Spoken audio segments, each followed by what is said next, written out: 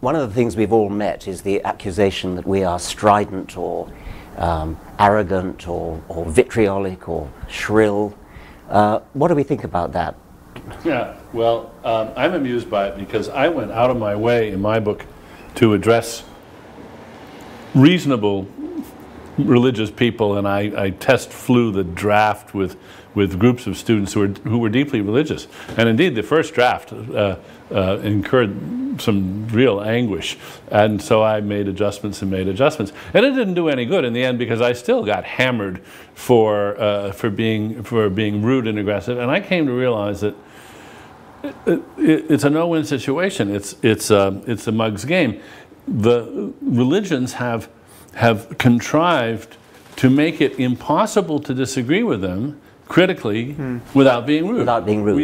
You know, they sort of play the hurt feelings card at every opportunity, and you're faced with the choice of, well, am I going to be rude, or am I going to articulate this criticism? I mean, am I going to articulate it, or am I just going to button my lip? Right. Well, that's what it is to trespass a taboo. I think we're all encountering the fact that religion is held off the table of rational criticism in some kind of formal way, even by, we're discovering, our fellow secularists and our fellow atheists. You know, just leave people to their own superstition, even if it's abject and causing harm. Don't look too closely at it. Now that was, of course, the point of the title of my book, is there is this spell and we got to break it. But if the charge of offensiveness in general is to be allowed in public discourse, then without self-pity, I think we should say that we too can be offended and insulted. I mean, I'm not just in disagreement when someone like Tariq Ramadan, accepted now at the high tables of Oxford University as a spokesman, says the most he'll demand when it comes to the stoning of women is a moratorium on it. I find that profoundly much more than annoying. Right, yeah. Insulting, not only insulting, but actually threatening. But you're not offended. This is, you don't take any, I don't see you taking things personally. You're alarmed by the liabilities of certain ways of thinking, as in Ramadan's case. But he would say, or people like him would say, that if I doubt the historicity of the Prophet Muhammad, I've injured them in their deepest feelings.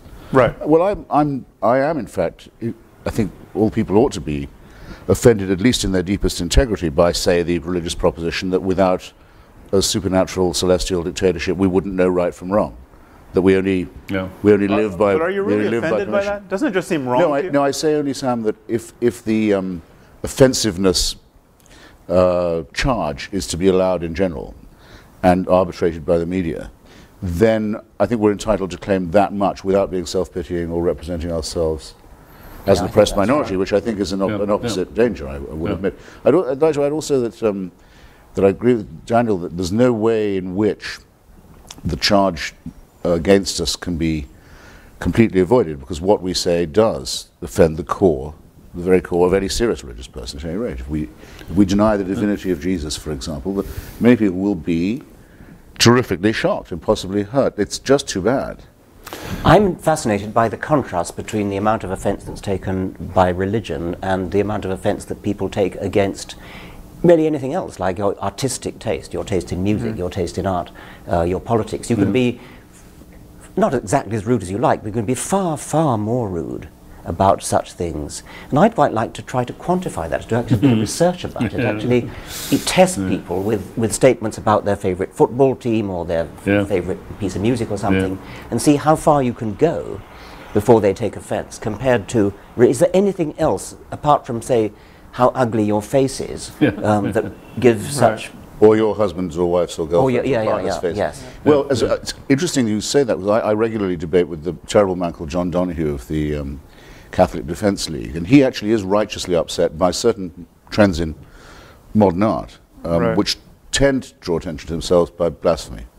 For example, Serrano's Piss Christ, or the elephant down on the Virgin, and so on. And indeed, I think it's quite important that we share with Sophocles and other pre-monotheists a revulsion to desecration or to profanity, that we don't want to see churches desecrated or no, indeed not. religious icons trashed and so forth. we share an admiration for at least some of the aesthetic achievements of religion. Right.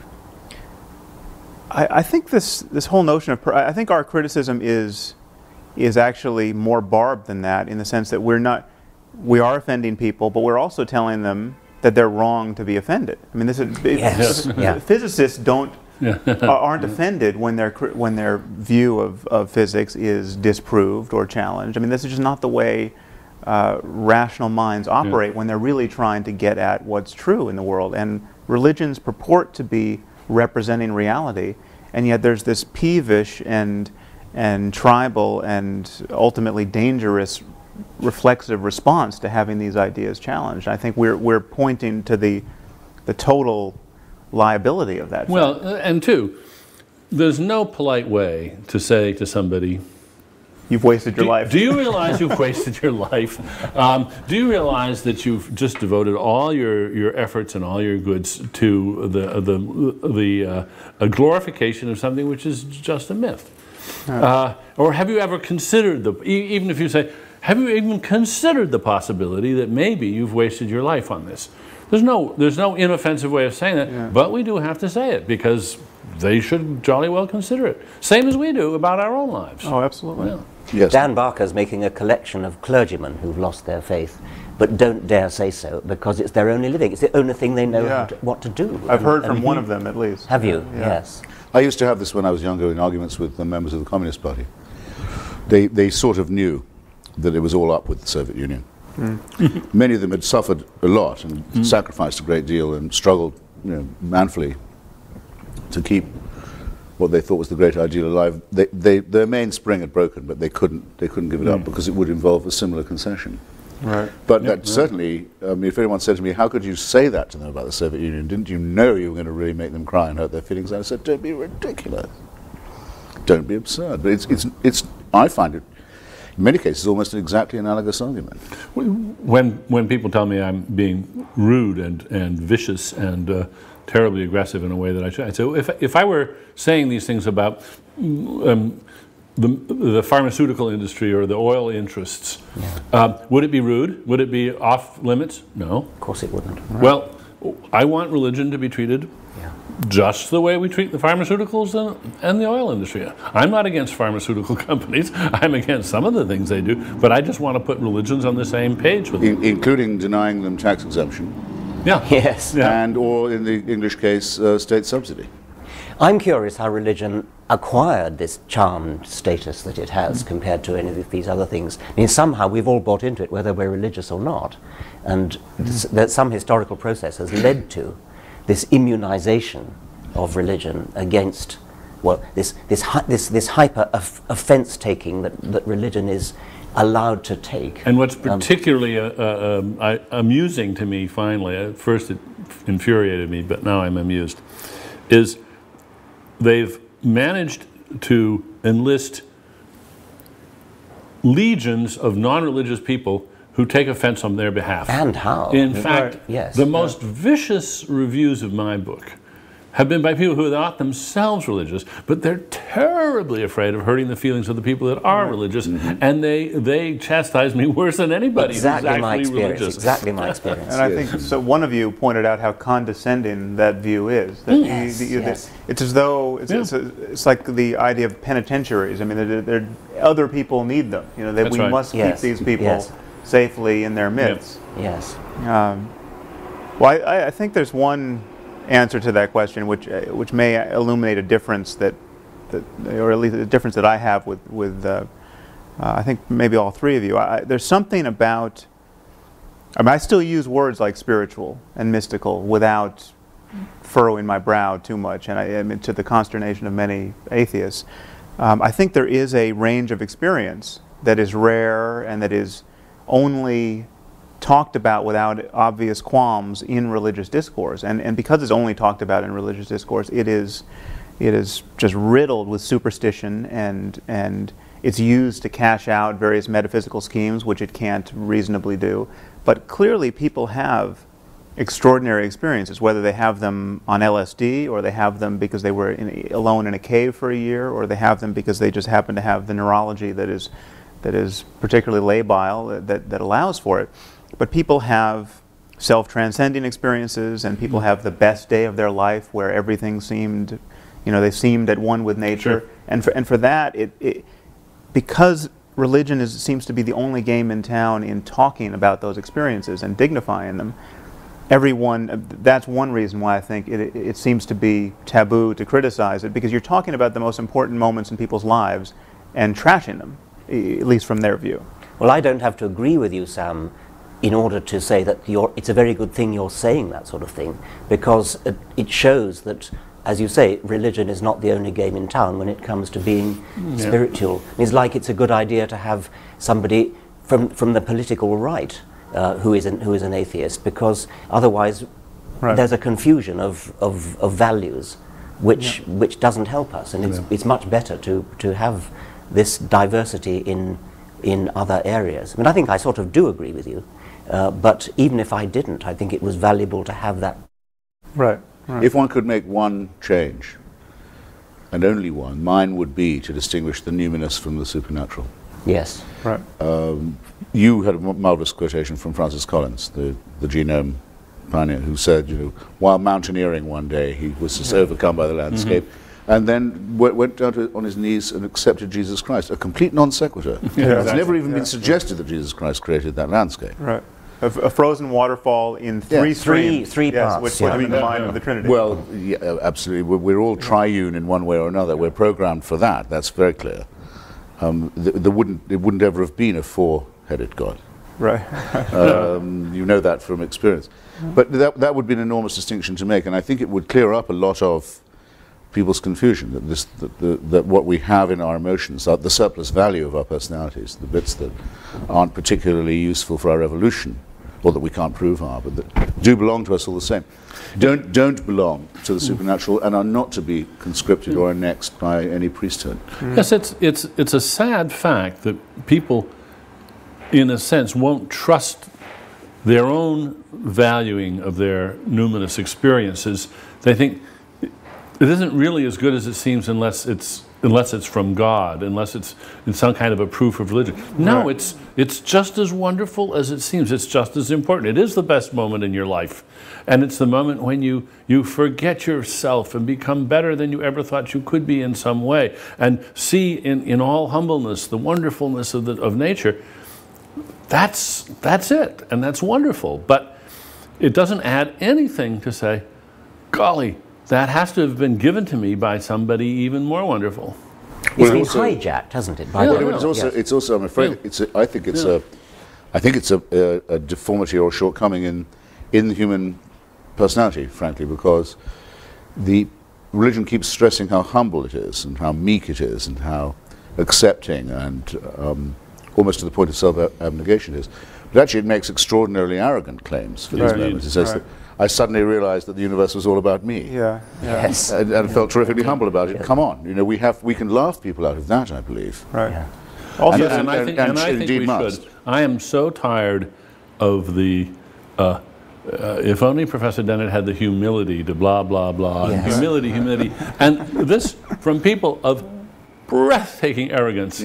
I think I shove one aside saying, just don't mind me, I'm on an errand for God. Yeah, right. Well, this is a How point, modest is that? This is the point I think we should return to, this notion of the arrogance of science. Oh, because there is no discourse which enforces humility more rigorously. I mean, scientists, in my experience, are the first people to say they don't know. I mean, if you get a scientist to start talking off his area of specialization, he or she immediately starts hedging his bet, saying, I'm sure there's someone in the room who knows more about this than me, and of course, all the data's not in. I mean, this is the mode of discourse in which we are most candid about the scope of our ignorance. Well, actually, a lot of academics come up with that kind of false modesty. But I do know what you mean. Yes, it is. Many's the historian who says, no, I yield to someone. No, but any academic should do that. Yes, they should. The thing about religious people is that they recite the Nicene Creed every week, which says precisely what they believe. There are three gods, not one. The Virgin Mary, Jesus died, went to down for 3 days and then came up again. I mean, in precise detail.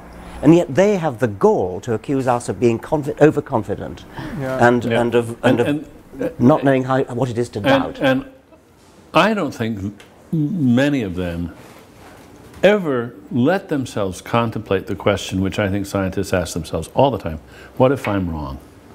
Yeah. What if I'm wrong? I mean, it's just not part of their repertoire. Actually, would you mind if I disagree with you about that? I mean, a lot of the talk that makes religious people hard to, not hard to beat, but hard to argue with, is precisely that they'll say they're in a permanent crisis of faith. There is indeed a prayer, Lord, I believe, help thou my unbelief. Graham Greene says the great thing about being a Catholic was that it was a challenge to his unbelief. A lot of people live by keeping two sets of books. In fact, it's my impression. There is that. It's my impression, in fact, that a majority of the people I know who call themselves believers or people of faith do that all the time. I wouldn't say it was schizophrenia. That would be rude. But they're quite aware of the implausibility of what they say. They don't act on it when they go to the doctor or when they travel or anything of this kind. But in some sense, they couldn't be without it. But they're quite respectful of the idea of doubt. In fact, they try and build it in when they can. Well, that's interesting then. And so when they are reciting the creed with its total sort of apparent conviction, is this a kind of mantra which is forcing themselves to overcome doubt by saying, yes, I do believe, I do believe, I do believe, because really I don't. And of course, like the others, like their secular counterparts, they're glad other people believe it. It's an affirmation they wouldn't want other people not to be making. Well, also there's this curious bootstrapping move, which I tried to point out in this recent On Faith piece. This idea that you start with the premise that belief without evidence is especially noble. I mean, this is the doctrine of faith. This is the parable of doubting Thomas. And so you start with that, and then you add this notion, which has come to me through various debates, that the fact that people can believe without evidence is itself a subtle form of evidence. I mean, we're kind of wired to, actually Francis Collins, you mentioned, brings this up in his book, where the fact that we have this intuition of God is itself some subtle form of evidence. And this is kind of kindling phenomenon where once you say it's good to start without evidence, the fact that you can is a subtle form of evidence, and then the demand for any more evidence is itself a kind of corruption of the intellect or a temptation or something to be guarded against, and you get a kind of perpetual motion machine of self-deception where you can get this thing up and running.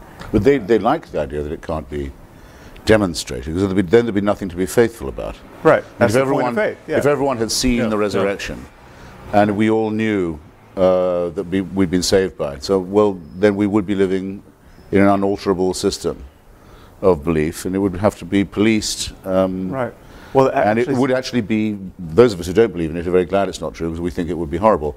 Those who do believe it don't want it to be absolutely proven, so there can't be any doubt about it, because then there's no wrestling with the conscience, there are no dark nights of the soul. It was a review of one of our books, I don't remember which, but it was exactly that point, that just, what a crass expectation on the part of atheists that there should be total evidence for this. I mean, there'd be much less magic. You know, if everyone was compelled to believe by too much evidence. Actually, this is Francis Collins. I'm sorry. This is well, Francis Collins. A friend of mine, Canon Fenton of Oxford, actually, said that if the church validated the Holy Shroud of Turin, he personally would leave the ranks, because if they were doing things like that, he didn't want any part of it. Right. I didn't expect when I started off my book tour to be as lucky as I was. I mean, Jerry Falwell died in my first week on the road. That was amazing. Yes, that was amazing luck. I didn't expect Mother Teresa to come out as an atheist. Yes. But reading her letters, which I now have, it's rather interesting. She writes, I can't bring myself to believe any of this. She tells all her confessors, all her superiors, I can't hear a voice, I can't feel a presence, even in the Mass, even in the sacrament. It's no small thing. And they write back to her saying, that's good. Right. That's great. You're suffering. It gives you a share in the crucifixion. It makes you part of Calvary. You can't beat an argument like that. Right. The less you believe it, the more you're an illustration. The more of faith. you prove it's true. Yeah. Yes, and the struggle, the dark night of the soul is the proof in itself. Yeah. So we just have to realize that these really are non-overlapping magisteria. We can't hope to argue with a mentality of this kind. Well, but we can do just what you're doing now, and that is, we can say, look at this interesting bag of tricks that have evolved. Notice that they're circular, that they're self-sustaining, that they don't have any, that they could be about anything. And then you don't argue with them. You simply point out that these are not valid ways of thinking about anything, because you could use the very same tricks to sustain something which was manifestly fraudulent. And in fact, what fascinates me is that a lot of the tricks they have their counterparts with con artists. They use the very same forms of non-argument, the very same non sequiturs, and they make, for instance, they make a virtue out of trust. And as soon as you start exhibiting any suspicion of the con man he gets all hurt on you and plays the hurt feelings card and reminds you how wonderful taking it on faith is, and how I mean, there aren't any new tricks. These tricks have evolved over. And one could add years. the production of bogus special effects as well, which is one of the things that completely convicts religion of being fraudulent. The belief in the miraculous. The same people will say, well, Einstein felt a spiritual force in the universe, when he said the whole point about it is there are no miracles. There are no changes in the natural order. That's the miraculous thing. They're completely cynical about claiming him. Well, the other thing worth pointing out, almost the same breath, is that every religious person feels the same criticism of other people's faith that we do as atheists. I mean, they reject the pseudo-miracles and the pseudo-claims to certainty of others. And they see the confidence tricks in other people's faith. And they see it rather readily. You know, every Christian knows the Quran can't be the perfect word of the creator of the universe, and anyone who thinks it is hasn't read it closely enough, and it's just in this hermetically sealed discourse that isn't really being self-critical.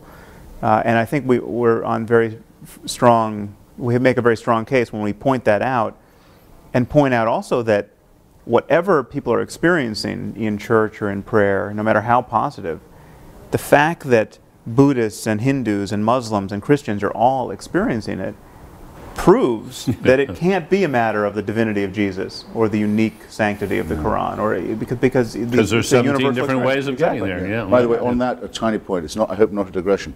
It's useful bearing that in mind too when you get, as I did this morning on ABC News, the question, well, wouldn't you say religion did some good in the world? I mean, there were good people. You never don't get that argument. And by the way, there's no reason why one shouldn't. We say, well, yes, I have indeed heard it said that Hamas provides social services in Gaza. And I've even heard it said that Louis Farrakhan's group gets young black men in prison off drugs. I don't know if it's true. I'm willing to accept it might be. It doesn't alter the fact that the one is a militarized terrorist organization with a fanatical anti-Semitic ideology, and the second is a racist crackpot cult. And the other, I have no doubt that Scientology gets people off drugs too. But my insistence always with these people is, if you will claim it for one, you must accept it for them all.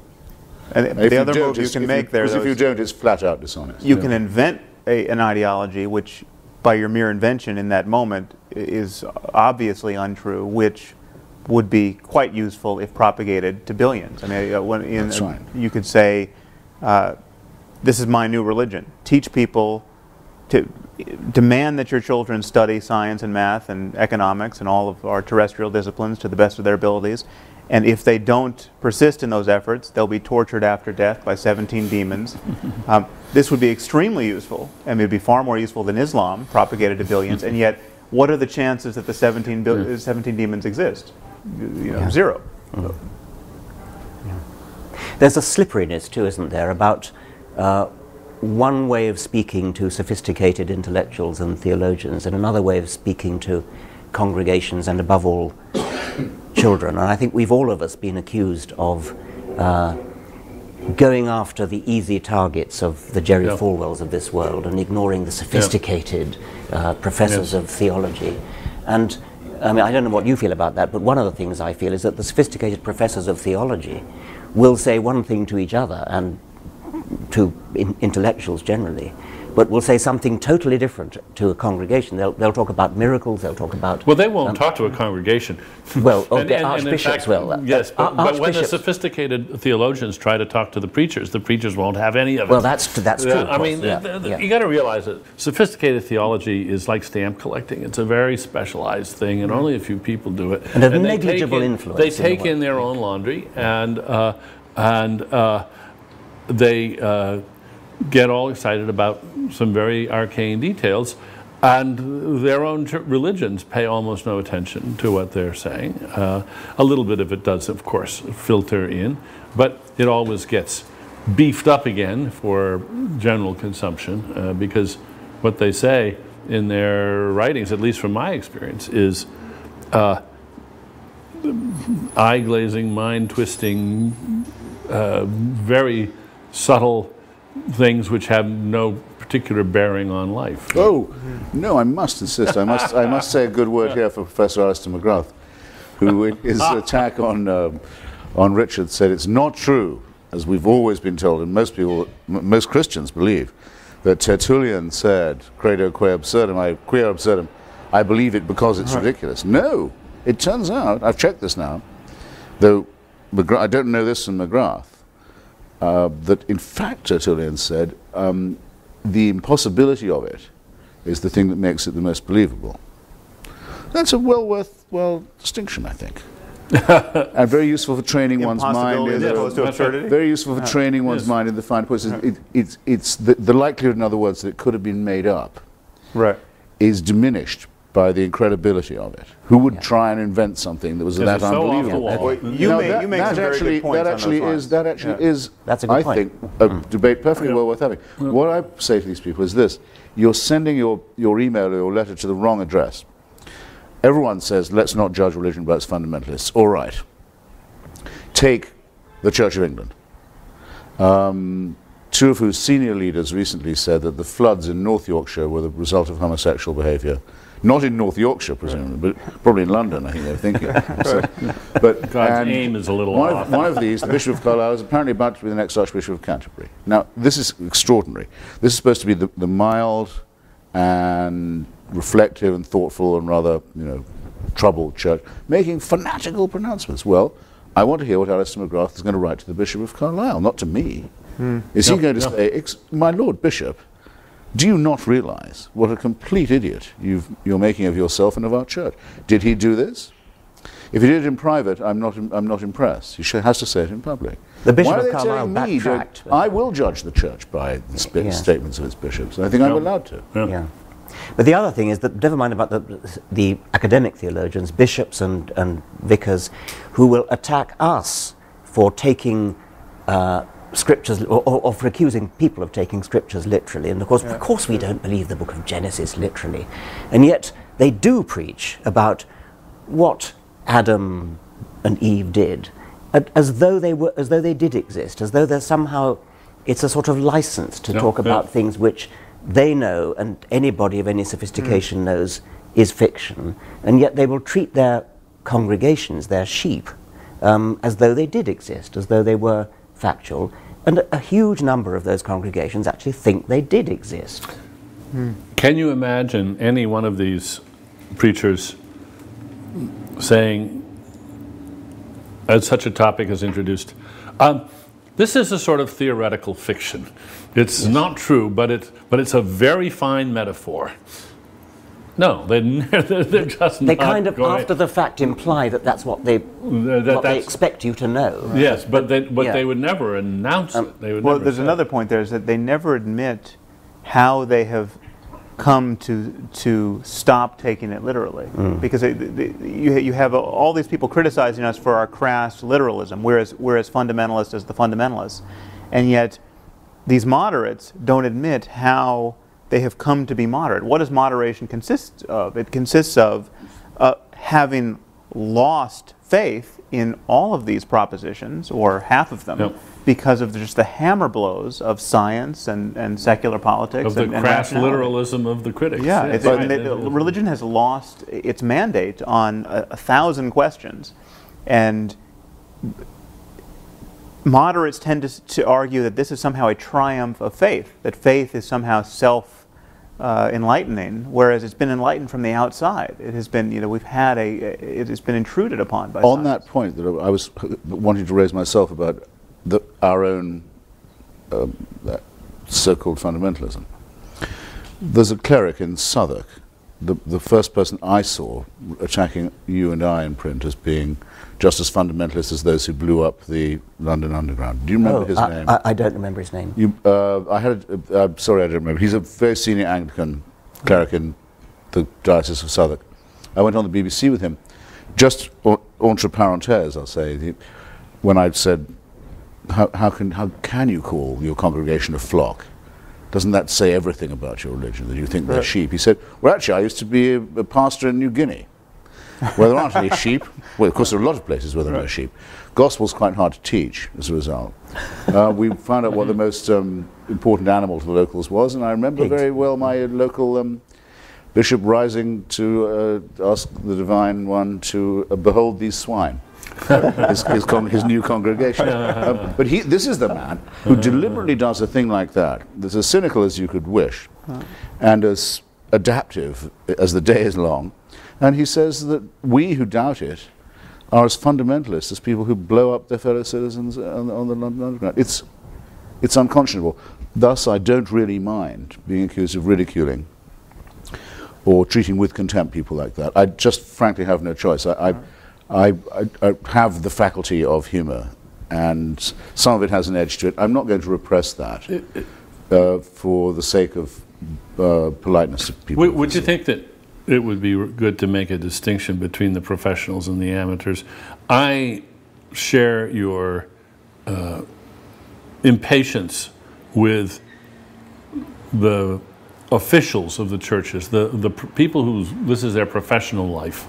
It seems to me they know better. Right. The congregations don't know better because it's maintained that they should not know better. I do get very anxious about ridiculing the beliefs of the flock because of the way in which they have ceded to their leaders. They've delegated authority to their leaders, and they presume their leaders are going to do it right. So I think in this, who stands up and says the buck stops here? Right. Well, it seems to me it's the preachers themselves, it's the priests, it's the bishops, and we really should hold their feet to the fire. For instance, just take the issue of creationism. If somebody in a fundamentalist church thinks that creationism makes sense because their pastor told them, well, I can understand that and excuse that. We all get a lot of what we take to be true from people that we respect and whom we view as authorities. We don't check everything out. But where did the pastor get this idea? And I don't care where he or she is responsible, because their job is to know what they're talking about in a way that the congregation isn't. We have to be a little bit careful not to sound condescending when we say that, and in a way it's reflecting the condescension of the preacher. Yes, because I'll take things that you and Richard say on the human and natural sciences, not without wanting to check, but I'm often unable to, but knowing that you are the sort of gentleman who would have checked. If you say, the bishop told me it, so I believe it, you make a fool of yourself, it seems to me, and one is entitled to say so. Just as one is entitled, when dealing with an ordinary racist, to say that his opinions are revolting. Right. He may know no better, but that's not going to save him from my condemnation. And nor should it. And I think exactly it's condescending not to confront people, as it were, one by one, or en masse. So public opinion is often wrong. Mob opinion is almost always wrong. Well, let's linger religious on this opinion issue is of wrong. authority. Religious opinion is wrong by definition. We can't avoid this. And I wanted to intrude the name H.L. Mencken at this point. Now, a very justly celebrated American writer, not particularly to my taste, much too much of a Nietzschean, and what really was once meant by social Darwinists at one stage. But why did he win the tremendous respect of so many people in this country in the 20s and 30s? Because he said the people who believe what the Methodists tell them and what William Jennings Bryan tells them are fools. They're not being fooled, they are fools. They should... Shame on them for believing these. Yes, they make themselves undignified and ignorant, and no mincing of words here, and a great admixture of wit and evidence and reasoning. It absolutely works. It's the most successful anti-religious polemic there's probably ever been in the modern world.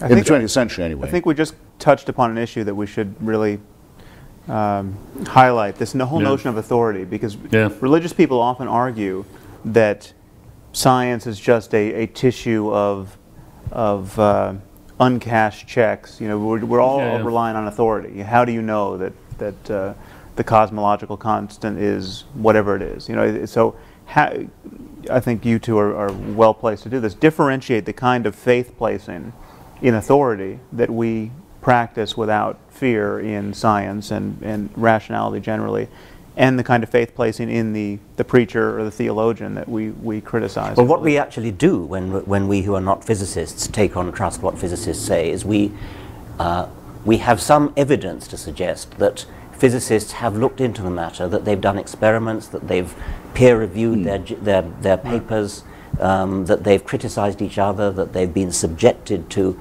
massive criticism from their peers in seminars and in lectures and things. And they've come through. And remember the structure that's there too. It's not just that there's peer review, but it's very important that it's competitive.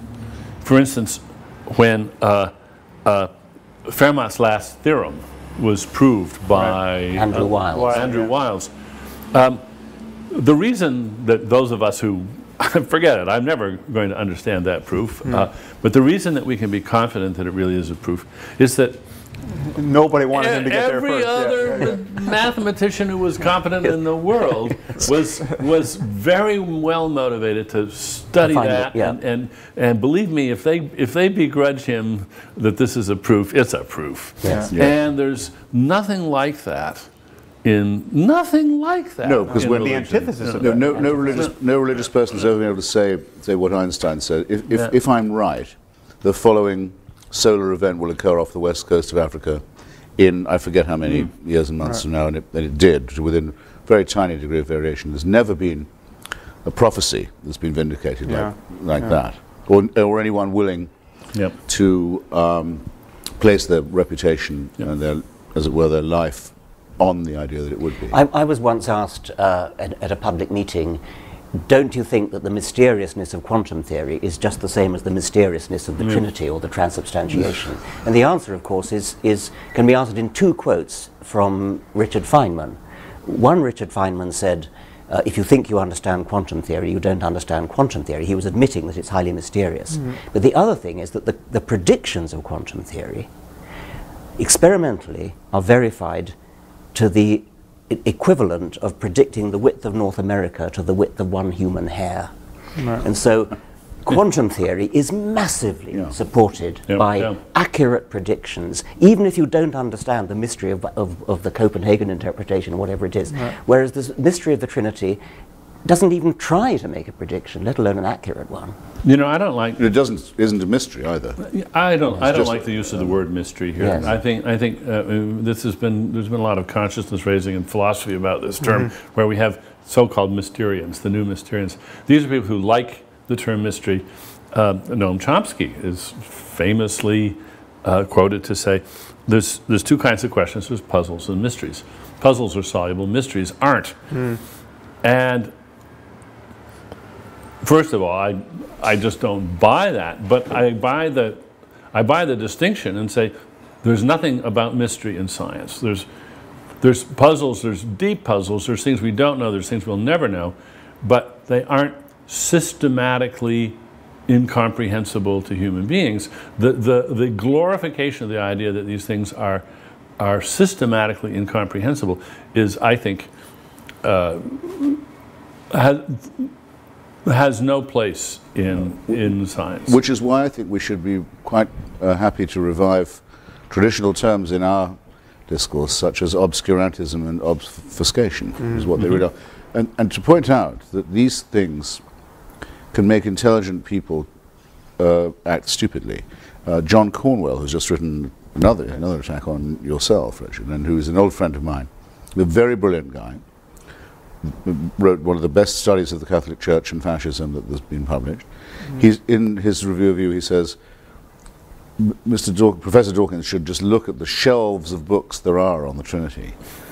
The library is full of attempts to solve this problem before he's so... But none of the books in those religious libraries solve it either. Yeah. No. The whole point is that it remains insoluble and is used to keep people feeling baffled and inferior.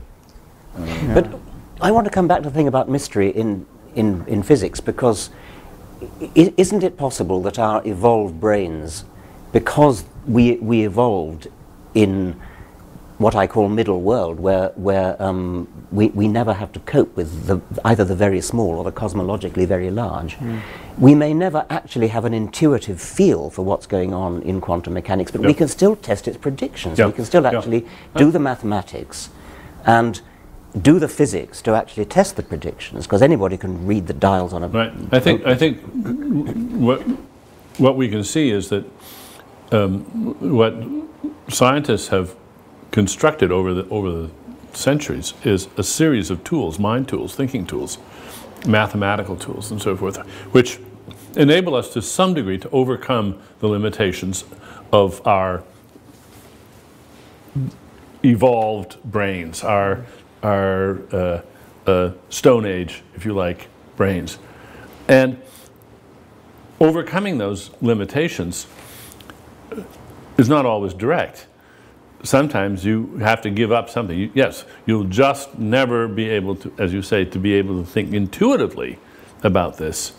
But you can know that even though you can't think intuitively about it, there's this laborious process by which you can make progress, and you do have to cede a certain authority to the process, but you can test that, and it can carry you from A to B. In the same way, if you're if you're a quadriplegic, an artificial device can carry you from A to B. Doesn't mean you can walk from A to B, but you can get from A to B. Yes, and the bolder physicists will say, "Oh, who cares about intuition? I mean, just look at the math." That's right.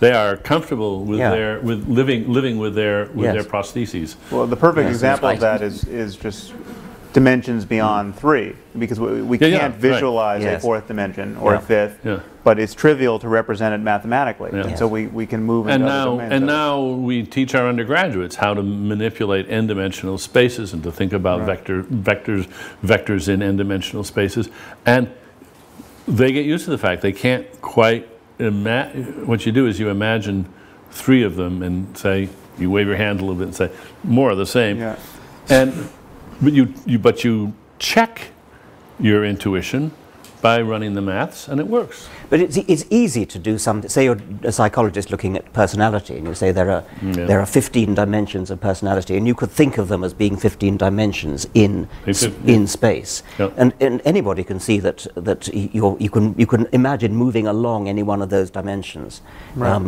with respect to the others, and you don't actually have to visualize 15-dimensional space. No, and you give up that demand, and you realize, I can live without that. It would be nice if I could do that, but hey, I can't see bacteria with the naked eye either. I can live without that. But I think there's one. I was challenged on the radio the other day by someone.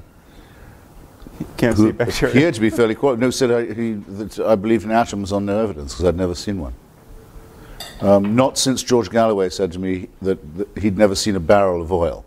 Right. That's cute. That but you realize that people at this point, they're wearing themselves right down to their uppers. I mean, they're desperate when they get to this state. The reason I say it is because I think it could, I don't want us to make our lives easier, but it makes the argument a little more simple. We are quite willing to say there are many things we don't know. What Haldane, I think it was, said, the universe is not just queerer than we understand, it's queerer than we can understand. We know there'll be great new discoveries. We know we'll live to see great things, but we know there's a tremendous amount of uncertainty. That's the whole distinction. The believer has to say not just that there is a God, the deist position, that there may be a mind at work in the universe, a proposition we can't disprove, but they know that mind and can interpret it. They're on good terms with it. They get occasional revelations from it. They have a book that is verbatim briefings from it. Now, any decent argument, any decent intellect has to begin by excluding people who claim to know more than they can possibly know. You start off by saying, well, that's wrong to begin with. Now can we get on with it? So theism's gone in the first round. It's off the island. It's out of the show. That's a footnote I wanted to add to what Dan was saying. Even if mystery was somehow something we had to just, a bitter pill we have to swallow in the end. We are cognitively closed to the truth at some level. That still doesn't give any scope to theism. Absolutely not, because it's just as close to them as it is to those who aren't. And also they claim perfect transparency of revelation. And also they can't be allowed to forget what they used to say when they were strong enough to get away with it. Exactly. Yeah. Which is, this is really true, right, in every detail. And if you don't believe it, we'll kill you. Yes, yeah. We'll kill you, and it may take some days to kill you, but we will get the job done. Yes. No, they wouldn't have the power they have now if they hadn't had the power they had then. Right. And you know, this, what you just said, Christopher, actually, I think strikes terror, strikes anxiety in a lot of religious hearts, because it just hasn't been brought home to them that this move of theirs is just off limits. It's just not, it's not the game. It's not, it doesn't, you can't do that. And they've been taught all their lives that you can do that. This is a legitimate way of conducting a discussion. And here suddenly we're just telling them, I'm sorry, that is not a move in this game. In fact, it is a disqualifying move. Right. And precisely the move you can't be respected for making. Yeah, yes. Just adumbrate the move for me a bit, if you would, or for us. Perhaps only for me. Say what you think that move is. Somebody plays the faith card. Yes. They say, look, I am a Christian, and we Christians, we just have to believe this, and that's it.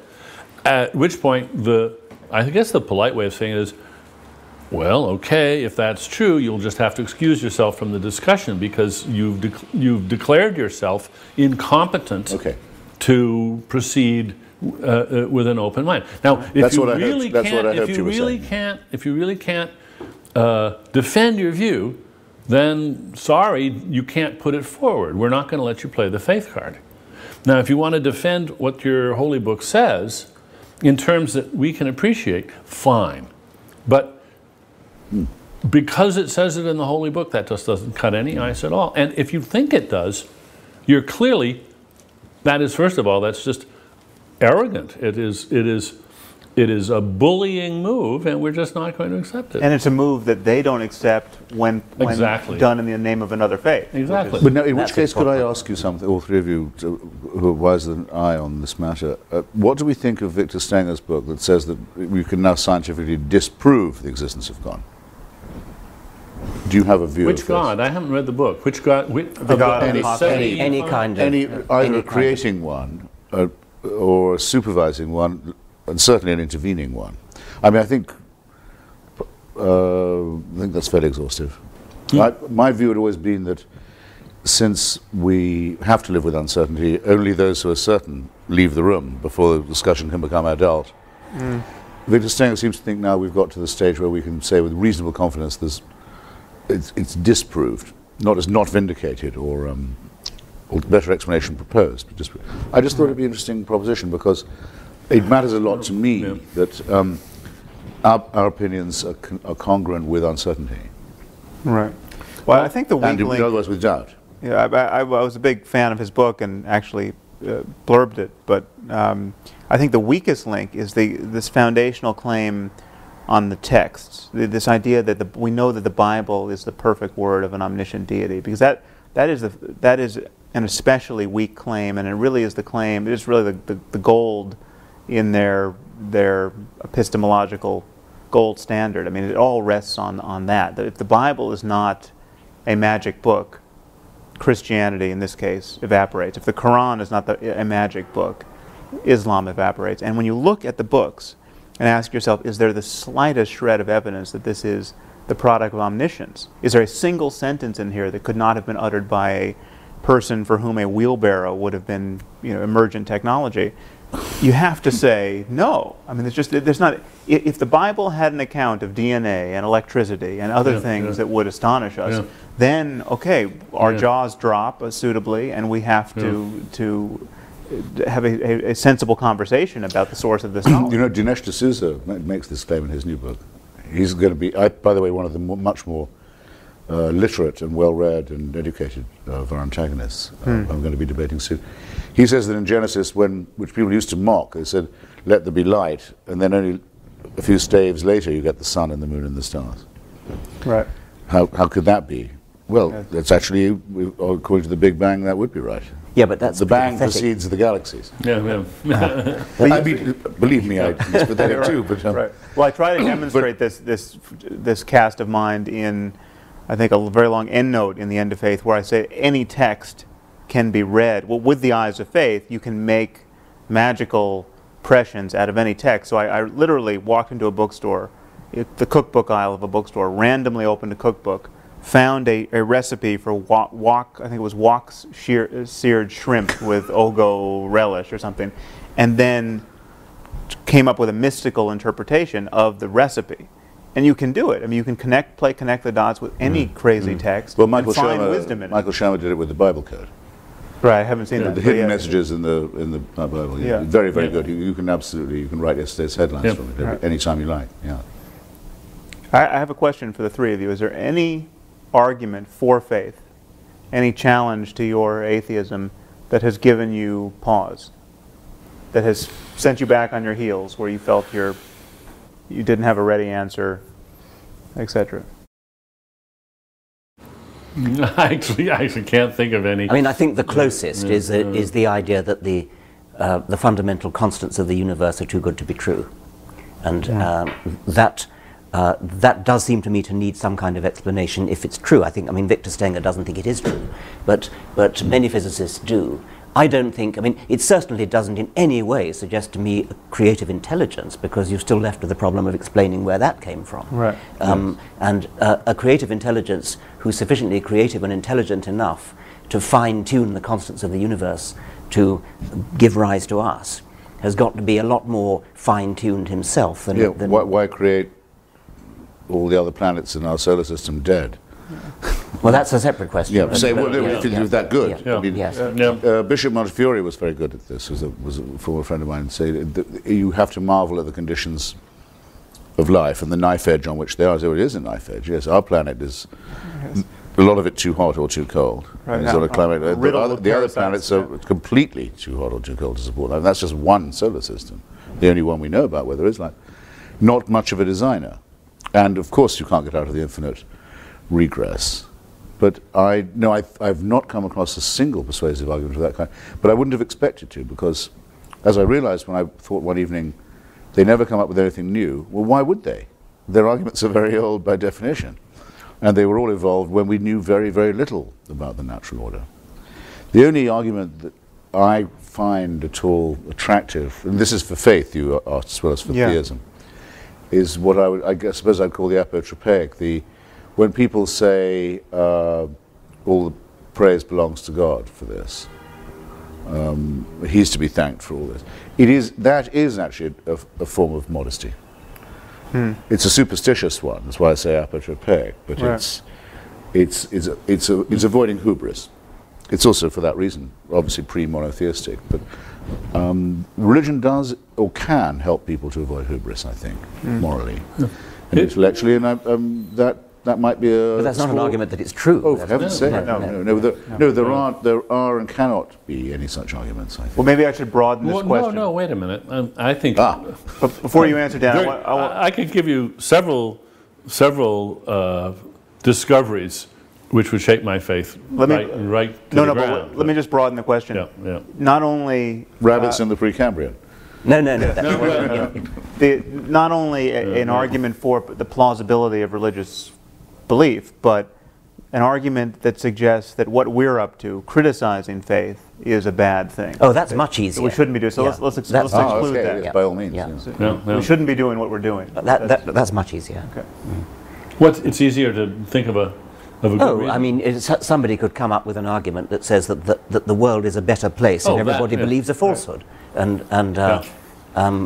Is there any context, though, in your work or in dialogue with your critics where you feel that argument has given you pause? Oh yes.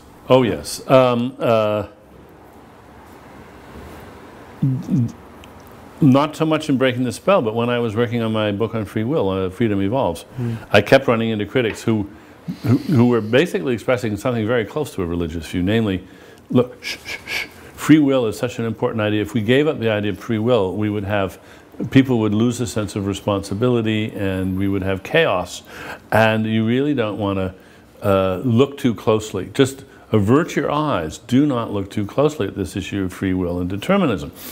And I thought about that explicitly in the environmental impact category. Okay, could I imagine that my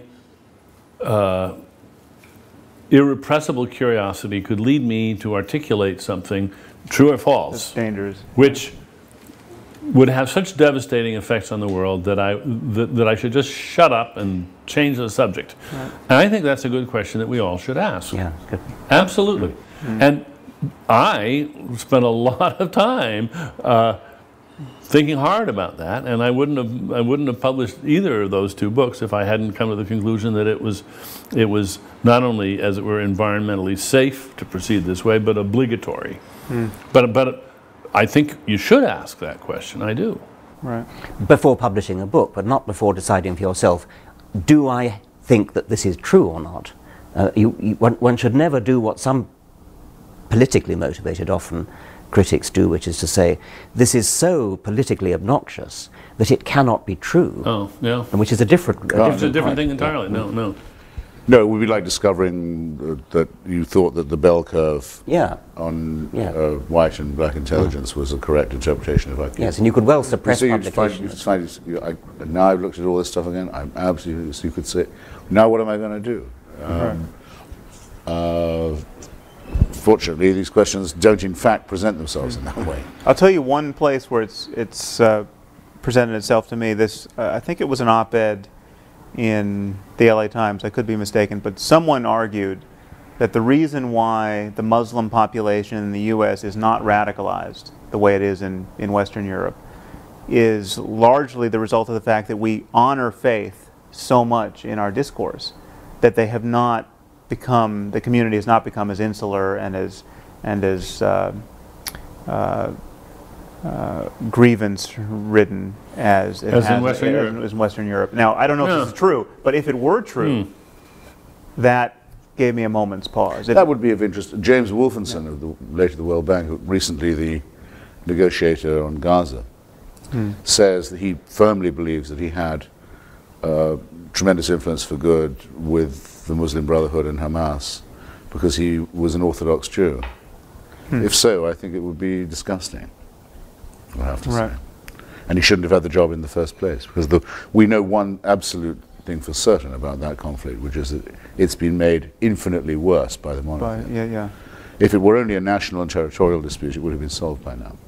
So, but his self-satisfaction in saying so, even if it were true, would turn me even more against him.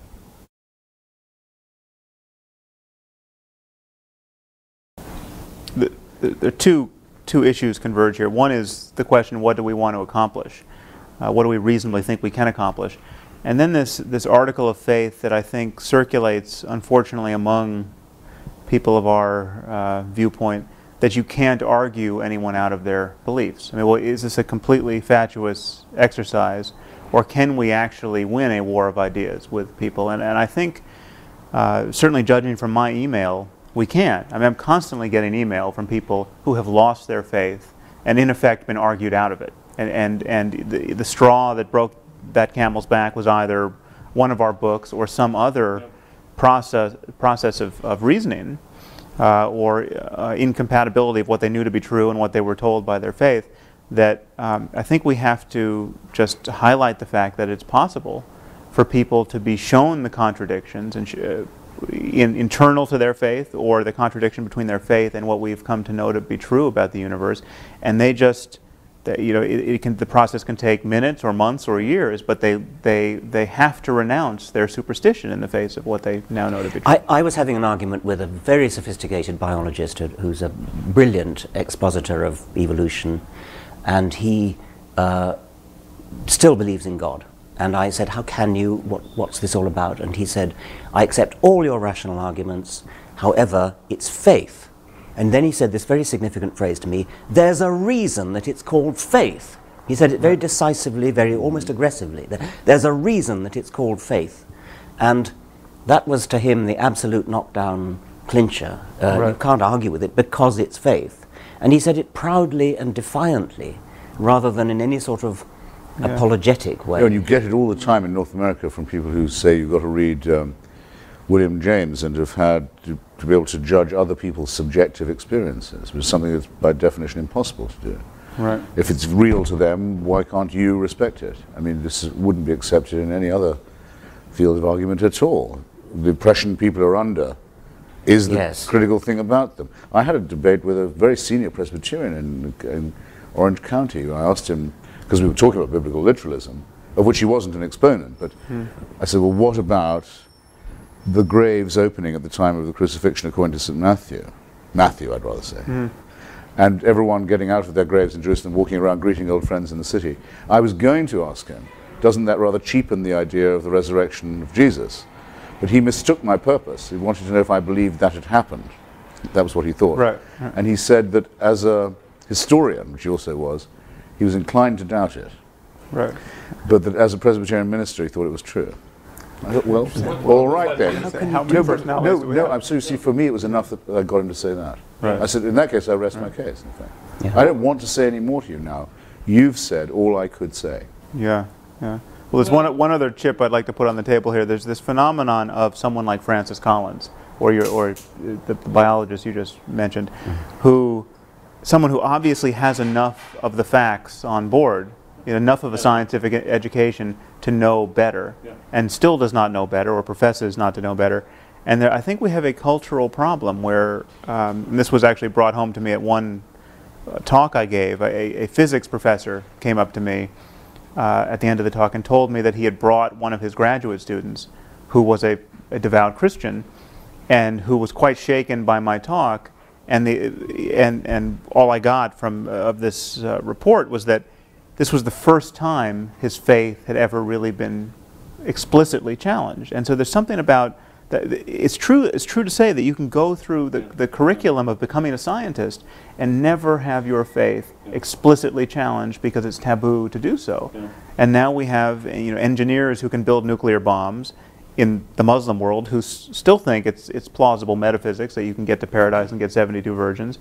And we have people like Francis Collins who think that on Sunday you can kneel down in the dewy grass and give yourself to Jesus because you're in the presence of a frozen waterfall, and on Monday you can be a physical geneticist.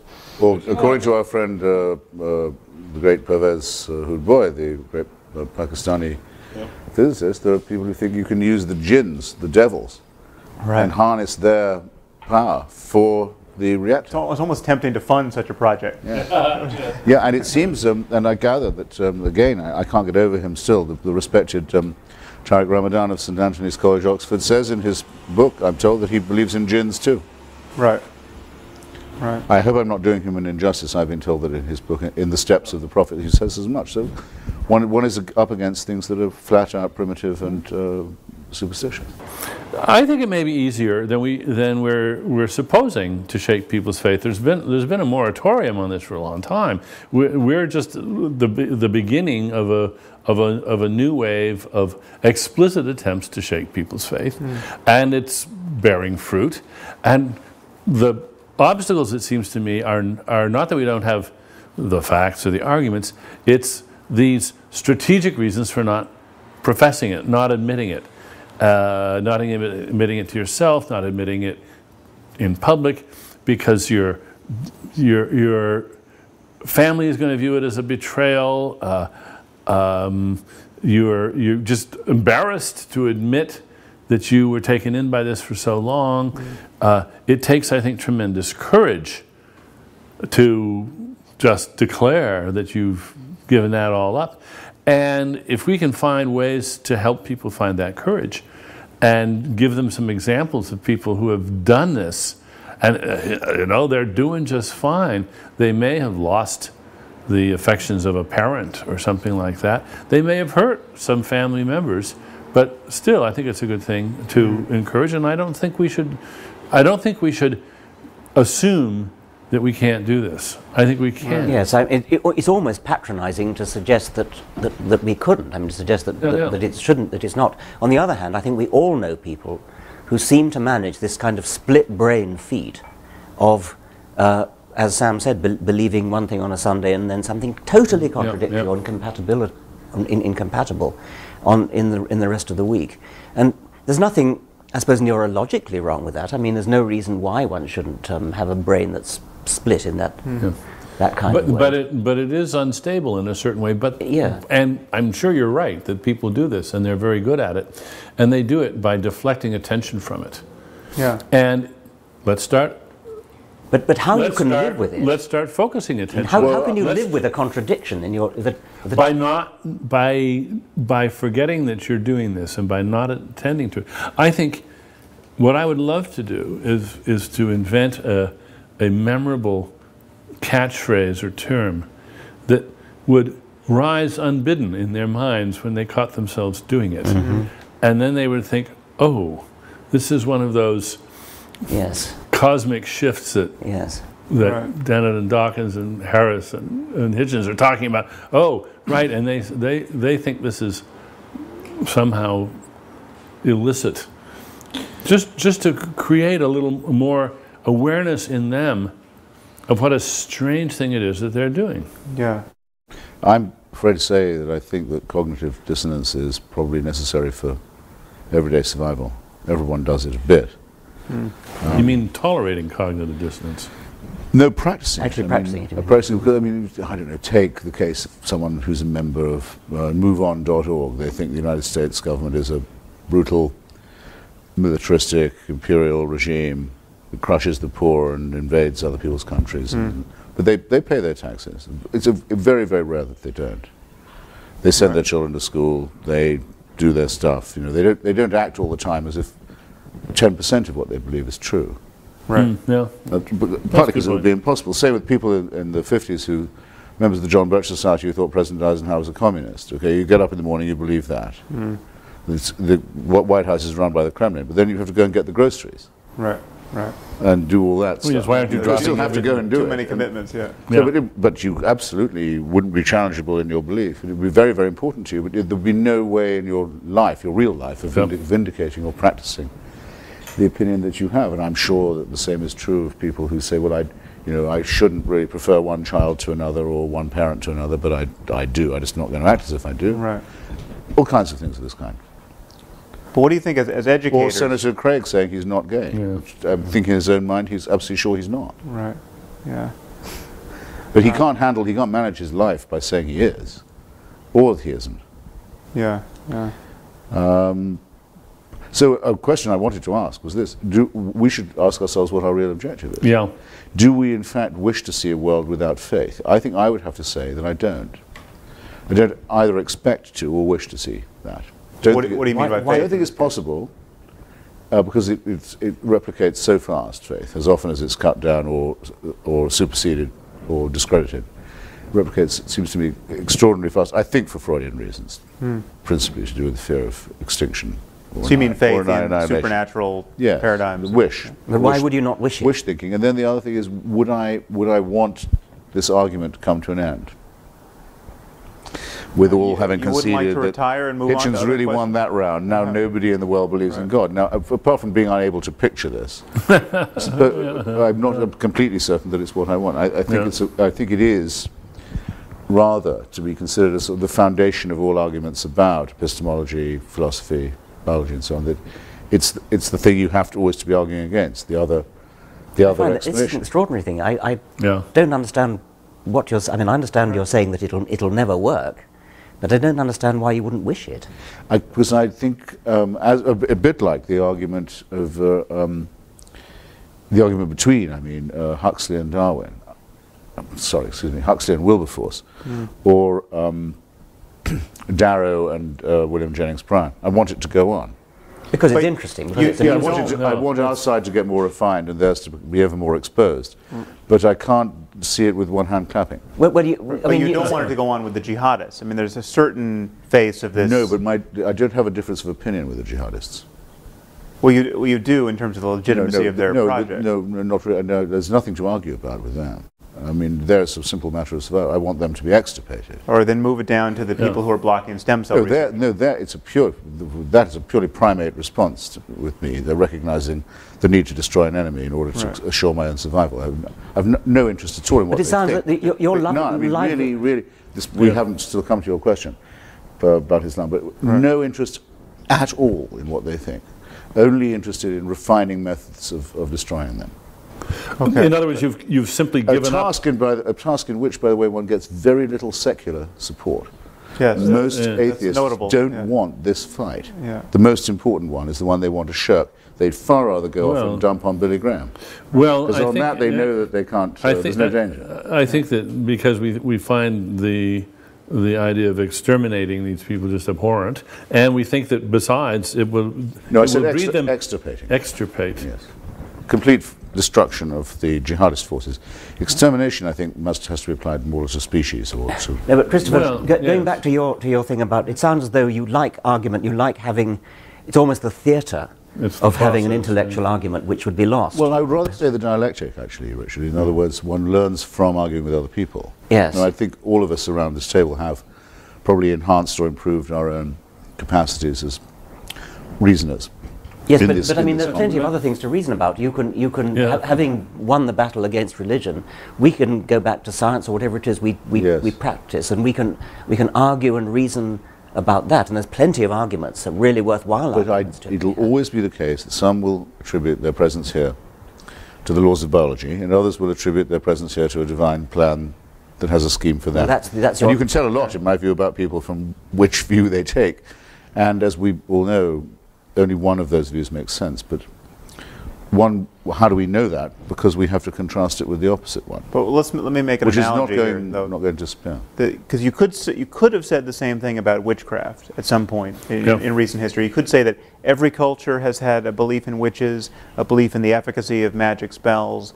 Witchcraft is ubiquitous, and we're never going to get rid of it, and we're fools to try. Or we can try only as a matter of dialectic.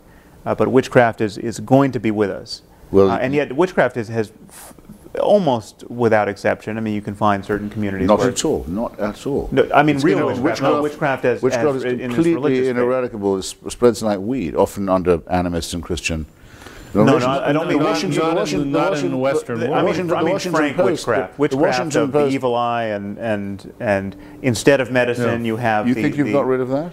I think fundamentally we've got rid of that, yes. But in any case, don't you want to get rid of it? I mean, not at all. There's currently a campaign to get Wiccans registered to be buried in Arlington Cemetery. Well, but Wiccans are to witchcraft as Unitarians are. Right. They're not real. I'm talking about a willingness to kill your neighbor because you think that there is some causal mechanism by which they, through their evil intent, could have destroyed your crops psychically.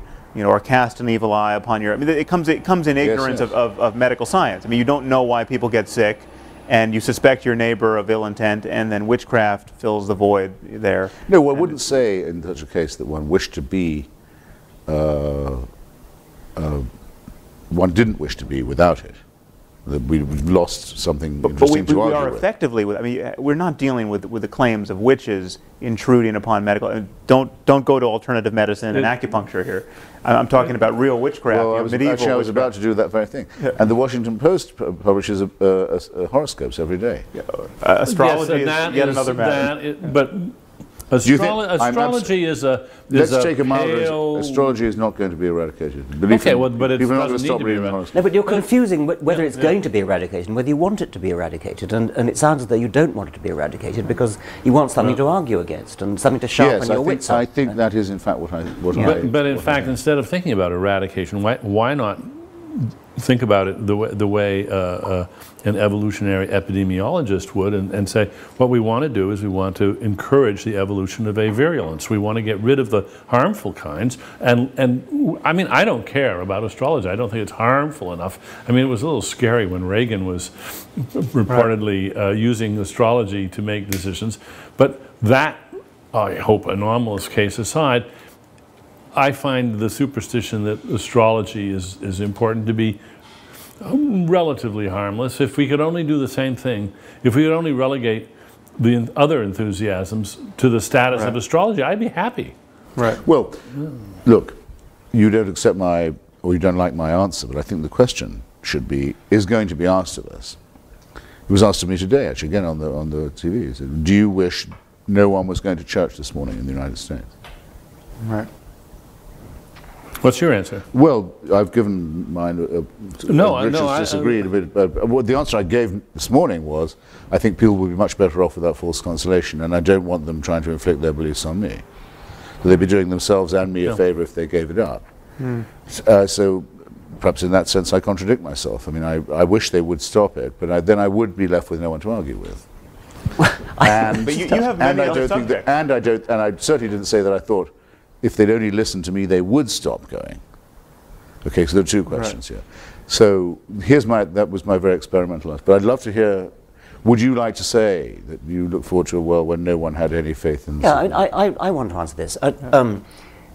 Whether it's astrology or religion or anything else, I want to live in a world where people think skeptically for themselves, look at evidence, not because astrology is harmful, I guess it probably isn't harmful, but if you go through the world thinking that it's okay to just believe things because you believe them without evidence, then you're missing so much. And it's such a wonderful experience to live in the world and understand why you're living in the world and understand what makes it work, understand about the real stars, understand about astronomy, that it's an impoverishing thing to be reduced to the pettiness of astrology. And I think you can say the same of religion. The universe is a grand, beautiful, wonderful place, and it's petty and parochial and cheapening to believe in jinns and supernatural creators and supernatural interferers.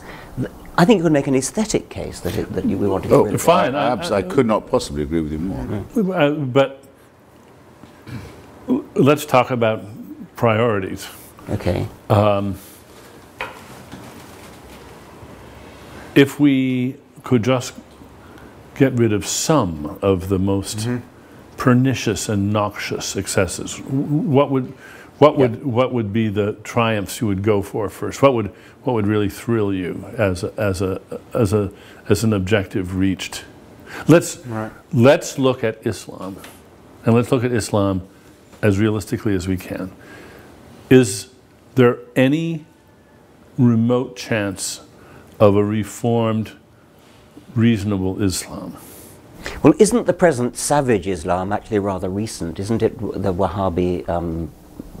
You have to go back quite a ways, I think, to get only up to a point. I mean, I think there's, and again, none of us are the, whether we're equipped to do it, we're not the most persuasive mouthpieces of this criticism. I mean, it takes someone like Ayaan Hirsi Ali or a Muslim scholar, someone like Ibn Waraq, to authentically criticize Islam and have it be heard by people, but especially the secular liberals of a sort who don't trust our take on this. But it seems to me you have different historical moments in the history of Islam that are distinct. One where Islam really has, you have some Muslim, you have a caliphate, or you have some Muslim country which has a reign of Islam and is unmolested, but for whatever period of time from the outside, and then Islam can be as totalitarian and happy with itself as possible, and you don't see the inherent conflict and the inherent liability of its creed. I mean, Samuel Huntington said Islam has bloody borders. It's at the borders that we're noticing this problem, and the borders of Islam and modernity at this moment, the conflict between Islam and modernity. But yes, you can find instances in the history of Islam where people weren't running around waging jihad because they had successfully waged jihad. Yeah. But then what about women in that exactly, the suffering of women within those borders. Even in the best of times. But there's also there's obviously some kind of syncretism, and we know quite a lot now. There have been some wonderful books, Maria Menacal's book on Andalusia, for example, on periods where Islamic civilization was relatively at peace with its neighbors and and doing a lot of work of its own on matters that were not jihadist. And I saw myself during the wars in post-Yugoslavia that the Bosnian Muslims behaved far better than the Christians, either Catholic or Orthodox, and were the victims of religious massacre and not the perpetrators of them, and were the ones who believed the most in multiculturalism. So it can happen. You could even meet people who said they were atheist Muslims or Muslim atheists, or Muslim secularists in Bosnia. In Sarajevo, you could, yeah. Which is a technical impossibility. But the problem is this, whether we think, as I certainly very firmly do believe, that totalitarianism is innate in all religion, because it has to want an absolute, unchallengeable, eternal authority. In all religion. Must be so. The creator whose will can't, our comments on his will are unimportant. His will is absolute.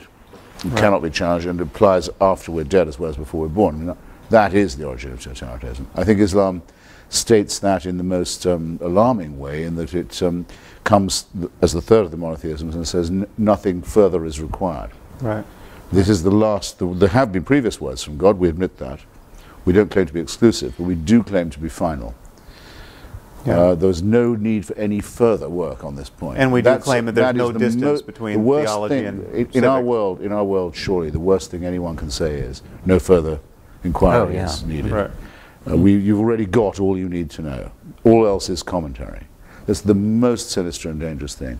And that is a claim that Islam makes that others don't quite make in the same way. Well, let me play devil's advocate for a moment on that. There's no refutation of Islam in Christianity or Judaism. But there is in Islam. We accept all the bad bits of Judaism. We love Abraham and his sacrifice of his son, or willingness to sacrifice. We love all that. We absolutely esteem the virgin birth, the most nonsensical bits of Christianity. We think, all that's great. You're all welcome to join, but we have the final word. Right. That's deadly. Yes. And I think our existence is incompatible with that preaching. Let me just play devil's advocate for a moment, so at least we're clear what the position is.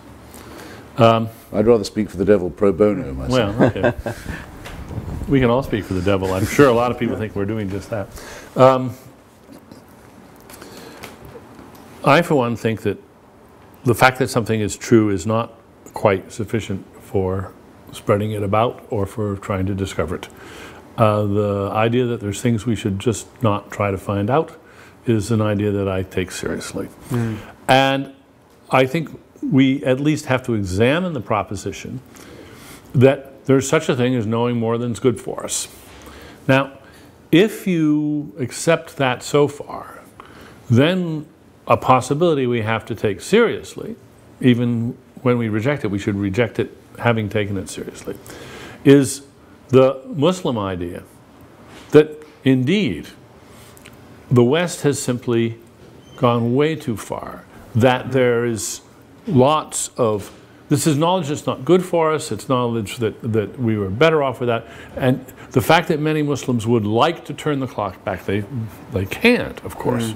But I have a certain sympathy for a Muslim who says, well, yeah, the cat's out of the bag, it's too late, it's a tragedy. You in the West have exposed truths to yourselves, and now you're forcing them on us, that the species would be better off not knowing. I'm absolutely riveted by what you say. I'd really love an instance, in theory or practice, of something you think we could know but could forbid ourselves to know. Because that is harder for me to imagine in a world without faith. Well, you brought up the bell curve. I mean, if there were reliable differences in intelligences between races or species, but I don't think any of us here do think that that's the case. I mean, I think there must be something. You must have thought of something you could believe, but wish you didn't know.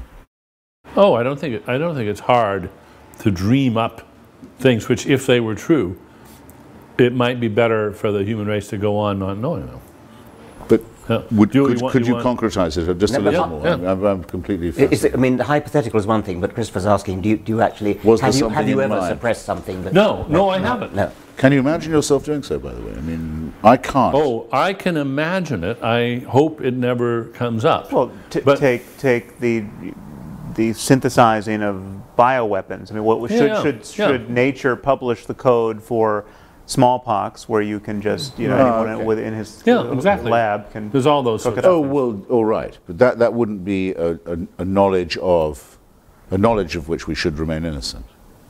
Well, that would be an ability, that would be more like a capacity. I think with foresight, it's certainly you can conceive of a circumstance where someone can seek knowledge, the only conceivable application of which would be unethical, or the dissemination of which would put power in the wrong hands. Or, I mean, but actually, you brought up something which I think is crucial here, because it's not so much the spread of the seditious truths to Islam or the rest of the world that I think we're guilty of in the eyes of our opponents. It's the not honoring of facts that are not easily quantified and easily discussed in science. I mean, the classic retort to all of us is, prove to me that you love your wife. I mean, as though this is a knockdown argument against atheism. You can't prove it. Well, if you unpack that a little bit, you can prove it. You can demonstrate it. We know what we mean by love. But there is this domain of the sacred that is not easily captured by science, and scientific discourse has really ceded it to religious discourse historically. Well, and artistic discourse. Yeah, which is not religious necessarily. But I would argue it's not even well captured by art necessarily. There's something in the same way that love is not really well captured by art, and compassion is not. Well, I mean, you can represent it in art, but it's not reducible to. You don't go into the museum and find compassion in its purest form. And I think there's something about the way we,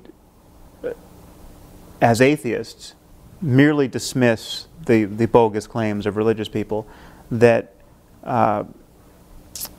convinces religious people that there's something we're missing. And I think we have to be sensitive to this. Absolutely. That's why they bring up, what about when has secularism ever built anything like Durham Cathedral, or Chartres, or devotional painting, or the music of Bach?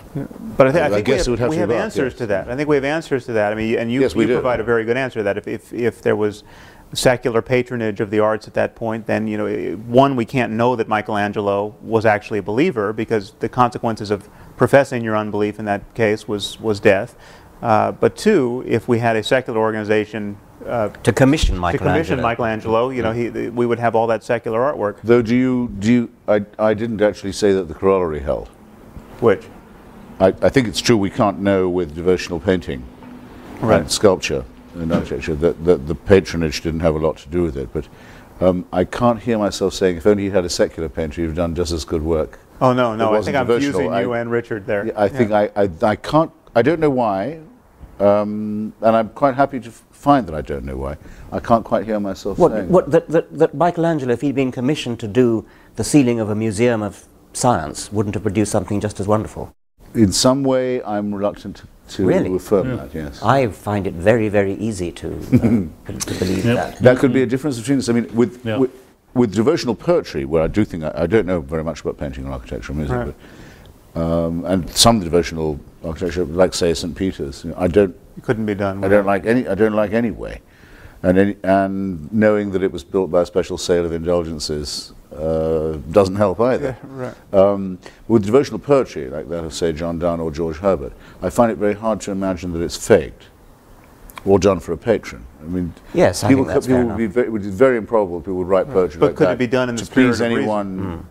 Well, I frankly think that's the only explanation. But in any case, what conclusion would you draw? I mean, if Donne's devotional poetry is wonderful, so what? I mean, it doesn't show that it represents truth in any sense. Not in the least. Well, my favourite devotional poem is Philip Larkin's Churchgoing, one of the best poems ever written. It exactly expresses.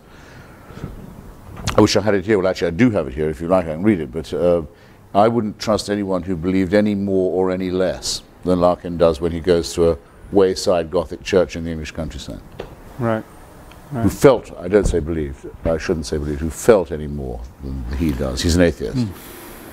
Or who felt any less, that there's something serious about this. All right, but... And something written into the human personality and as well as the landscape. Well, this brings us back to your I don't see question. that this is Of course anything other than it goes a without special saying, it says case nothing of- about the truth of religion. I don't think this is see how this is anything other than a special case, other special cases of which would be, you just couldn't, I can't think of a perfect example of this, only by being lost at sea for 2 years in a boat and then surviving that's the only way you could conceivably have written this account. It could not be fiction. Or quit smoking. And it's Yes. glorious, wonderful art, and that can be true, and we just accept that's true. And Donne's poetry, only very extreme circumstances could make it possible, and we can be grateful, perhaps, that those extreme circumstances existed and made this possible. In his case. Yeah. But Right. now you wouldn't recommend being lost at sea to everyone. No. Yeah. No. No, I wouldn't recommend Death Be Not Proud to anyone either. Yeah, That's yeah. a wonderful poem. It's a complete gibberish if you look only at the words. But you It's the asked, most extraordinary gibberish if you look only at the words, but there's an X factor involved, which I'm quite happy to both assume will persist and will need to be confronted. right. You raised this issue, though, of whether or not we would wish the churches emptied on Sundays. And I think you were uncertain whether you would, and I think I would agree. I would want a different church.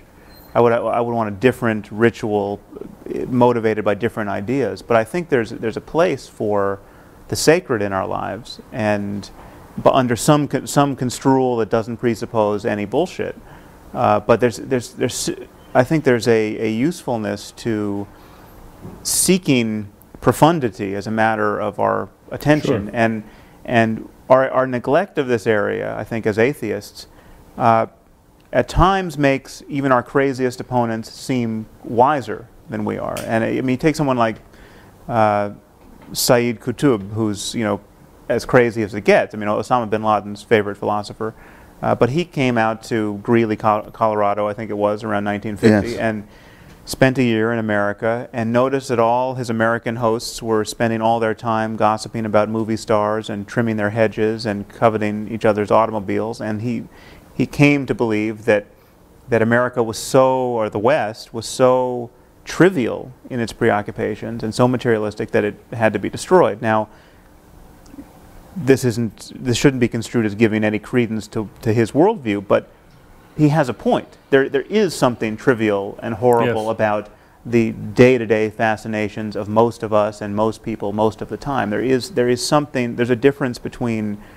kind of really using your attention wisely in a meaningful way and our perpetual distraction. And traditionally, only religion has tried to enunciate and clarify that difference. And I think that's that's a lapse in our. I think you've made that point, and we've accepted it, Sam. Yeah. And I think that's. I mean, as going back to the thing about whether we like to see churches empty, I think I would like to see churches empty. What I wouldn't like to see, however, is ignorance of the Bible, No, very because you cannot understand literature without knowing the Bible. You can't understand art. You can't understand music. Yeah. There are all sorts of things you can't understand for historical reasons. But those historical reasons you can't wipe out. They're there. And so even if you don't actually go to church and pray, you've got to understand what it meant to people to pray and why they did it and what these verses in the Bible mean and what this... But is it only that? Just the retrospective kind of historical appreciation of our You could more than just ancestors' appreciate ignorance? it. You can lose yourself in it, just as you can lose yourself in a work of fiction without actually believing that the characters are real. But you're sure you want to see the churches empty? You can't imagine a variety of churches, maybe by their lights an extremely denatured church, a church which has ritual and loyalty and common cause and purpose, yeah, okay. but and even And music. sing and music, and they sing Yes. the songs and they Yes. do the rituals. Yes. But where the irrationality has simply been laundered out. Okay, yeah. So you go to those places for funerals and weddings and Yes, and you have and beautiful also poetry and perhaps music. for Group solidarity meetings. group solidarity Yeah. to create some project which Yeah. is hard to get off the ground otherwise. I think there's one more tiny thing. I mean, I haven't been tempted to go to churches, and that's very, very small point, but I mean, one reason that makes it very easy to keep me out of it is the use of the New English Bible instead of the and James how, one. yes. I mean, there's really no point. I can't say where anyone goes, and I can see how people stay away. No. They've thrown away all the poetry, pearl richer than all their tribe. Absolutely. Right, yeah. They don't even know what they've got. It's terrible. If I was a lapsed Catholic and I brooded about how I wanted my funeral to be, which is not something I would. Want the Latin Mass. Yes, absolutely. Well, but I mean, there's another issue there, which of course is that when it becomes I want a proper intelligible, tridentine. when it becomes intelligible, the nonsense becomes more transparent, and so if it's in Latin, it can survive much better. It's rather like a camouflaged insect. It can get through the barriers because you can't see it. And whereas when it's translated into not just English but modern English, you can see it for what it is. But now, seriously, then, do you therefore delight in the fact that churches are modernizing their texts and using No, I don't. It's an aesthetic point. No, I don't. No. That's the worst of both worlds. I think it seems to Yes. me. Right. And we should be grateful for it. We didn't do this to them. Yeah, that's right. We didn't impose this on them. They Any did it more than themselves. we, weren't clever enough. any more than we don't blow up Shia mosques either. Yeah. We don't blow up the Bamiyan Buddhas. Bamiyan Buddhas, exactly. We don't desecrate. We would be, for the reasons given by Sophocles and Antigone, we would have a natural resistance to profanity and desecration. We leave it to the pious to destroy churches and burn synagogues or blow up each other's mosques. And I think that's a point that we might spend more time making, because I do think it is feared of us. This was my point to begin with, that we wish for a world that's somehow empty of this echo of music and poetry and the numinous and so forth. That we would be happy in a brave new world. And since I don't think it's true of any of us, No, it's not. it's a point one might spend a bit more time making, that Yeah. the howling wilderness of nothingness is much more likely to result from holy war or religious conflict or theocracy than it is from a proper secularism, which would therefore, I think, have to not just allow or leave or tolerate or condescend to or patronize, but actually, in a sense, welcome the persistence of something like faith. I feel I've put it better now than I did at nodded the beginning. unintelligently there. I think. What do you mean something like faith? Yeah, and how like faith? Something like the belief that there must be more than we can know. Well, That's not fine. Dennett believes that. That's not faith. Sure. Yeah. I mean, we know there's more than we presently know. Well, and that was my or original likely to point know. in saying if we could find a way of enforcing the distinction between the numinous and the superstitious, we would be doing something culturally quite important. Yes. When I'm told about this, well, Richard and I did this at Central Hall with Scruton and that very weird team that we debated, who kept on saying, Scruton particularly, well, what about good old Gothic spires and so forth. I said, look, I wrote a book about the Parthenon. I'm intensely interested in it. I think everyone should go, everyone should study, and so forth. But everyone should abstain from the cult of Pallas Athena. Everyone should realize that probably what that sculptural frieze that's so beautiful describes may involve some human sacrifices. Athenian imperialism wasn't all that pretty even under Pericles. So the great cultural project, in other words, may very well be to rescue what we have of the art and aesthetic of religion while discarding the supernatural. And I think acknowledging the evil that was part of its creation in the first place. That is, we can't condone the beliefs and practices of those Aztecs, but we can stand in awe of and want to preserve their architecture and many other features of their culture, but not their practices and not their beliefs. I once did a British radio program called Desert Island Discs, where you have to go on and choose your 6 records which you take to a desert island and talk about it. And one of the ones I chose was Bach, Mache dich mein Herz rein. Oh, yeah. It's wonderful, Beautiful sacred music. And the woman questioning me couldn't understand why I would wish to have this piece of music. Pious. It is beautiful music, and its beauty is indeed enhanced by knowing what it means. Yeah. I mean, it's Yes. but it's, you still don't actually have to believe it. It's like reading fiction. Exactly. You can lose yourself in fiction and be totally moved to tears by Yeah. it. Yes. But nobody would ever say you've got to believe that this person existed and that the sadness that you feel really Yes. reflected something that actually happened. Yes, like the Bishop of Dublin who preached a sermon against Swift and said that he'd read every book of Gulliver's Travels, and for his part he didn't believe a word of them. Yes, yes, yes. So that's the locus classicus, I think, of all that. Well, clearly we're not cultural vandals, but maybe we should think of the way in which so many people suspect that that's what we are. Yes. If I would accept one criticism that these people make, or one suspicion that I suspect they harbor, or fear that they may have, I think that might be the one. Yes. Right. That it would be all chromium and steel and Yes, And very no much Christmas so. carols and no Yes. and no menorahs. They, and they no- couldn't possibly, anybody who makes that criticism couldn't possibly have read any one of our books. No. Well, that's another problem too, which is isn't another it? problem. Is the people that, of course, this isn't just our books; it's so many books.